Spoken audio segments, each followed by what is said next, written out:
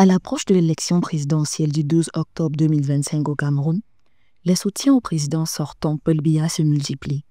C'est le cas de Jean de Dieu Momo, ministre délégué auprès du ministre de la Justice.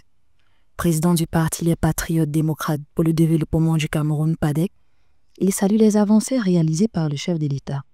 Pour lui, les réformes engagées dans le domaine des infrastructures, de l'électricité ou des institutions judiciaires témoignent d'un engagement réel en faveur du développement du pays et de son indépendance.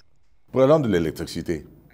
Lorsqu'on regarde les différents barrages qui ont été faits après le régime d'Ahidjo, est-ce qu'on peut dire qu'il n'y a pas une volonté politique de donner une réponse à son peuple par rapport à la revendication, à la réclamation de l'électricité, de donner une réponse aux industries qui veulent se créer, parce qu'une électricité de bonne qualité permet donc l'industrialisation du pays. Est-ce que les différents barrages-là répondent à cet objectif? Je dirais oui.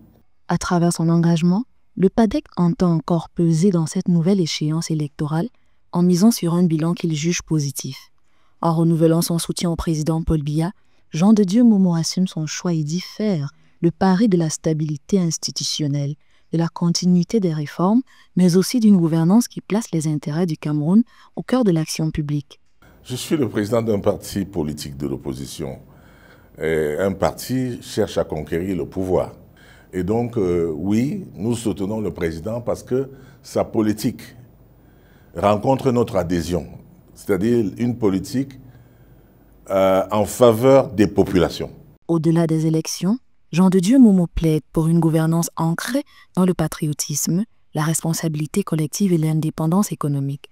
Un message qu'il veut porter comme une réponse à ce qu'il appelle l'évangile du mal, une vision du pays dominé par le dénigrement qu'il rejette fermement au profit d'un discours de construction et d'unité.